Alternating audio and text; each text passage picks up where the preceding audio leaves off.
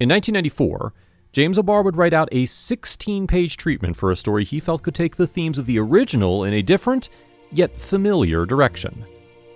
There had been a news story out of Chicago about a bride who had been killed at her own wedding.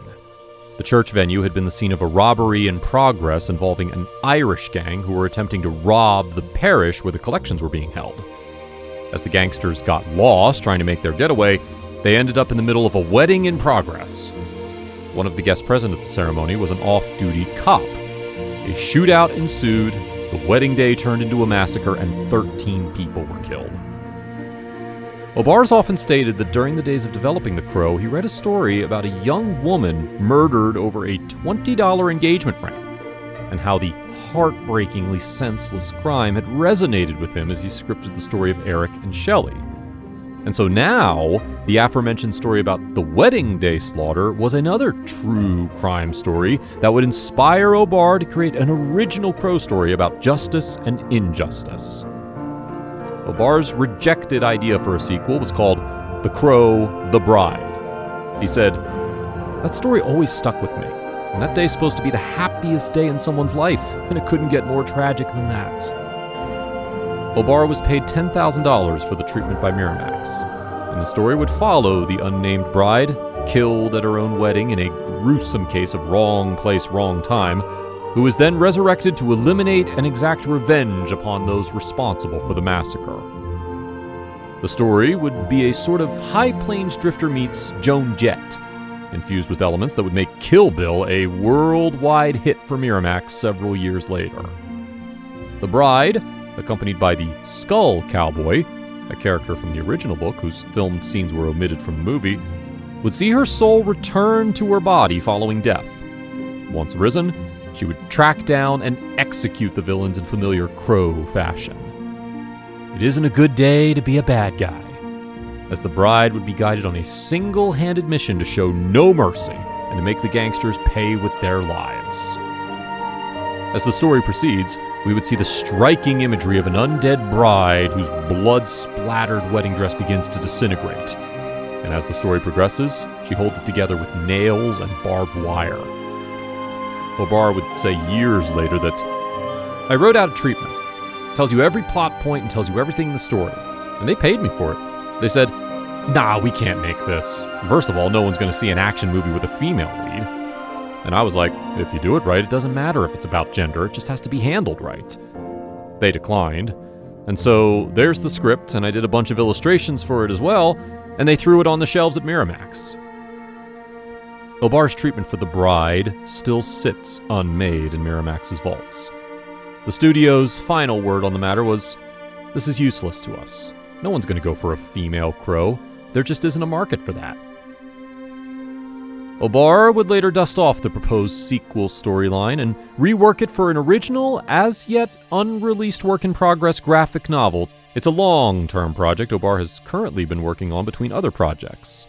He says, "At the beginning, IDW Publishing kind of strong-armed me a little bit, saying they wanted it in color. I said, it's my project and it's a Crow book, and I think it should be in black and white. Or at least the ones I do should be. For me, it adds a certain otherworldly aspect to it with hard shadows. Honestly, I don't see it in the coloring I see in comics nowadays. If it was going to be in color, it would have to be hand-painted by me, but I'm hesitant to do that. However, that being said, I just did 20 black and white pages of this shootout, and then in the middle, added an intermission in color. That kind of 1930s Technicolor where everything's in brighter, warmer, and hotter colors that don't exist in real life. So that gives it a very dreamlike feel to it. Since I learned all the rules in the last 25 years, now I can break them. Plus, after 20 pages of people getting killed, it's a nice little break for the reader as well.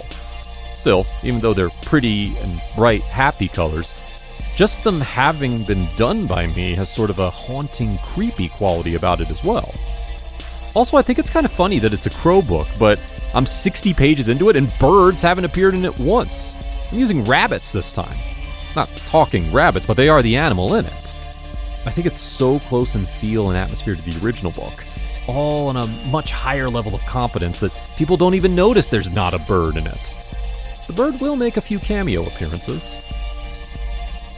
David S. Goyer was eventually hired to write the sequel, and he too would see his initial pitch of a female Crow character rejected. He told interviewers, "When they approached me to do the sequel, it felt wrong to do it. And they kept coming back at me, and I said, well, I'll do it, but only if the title character can be female." Goyer had other ideas that were also refused. He told Cinefantastique magazine upon the release of City of Angels that it was a real challenge to make this story different, but the same. The first thing I wanted was a female Crow.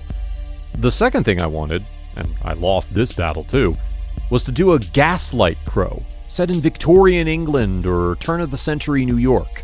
I thought that really would have shaken people up in terms of telling a different story. At times, writing the script was very frustrating. My instinct was always to make it as different as possible.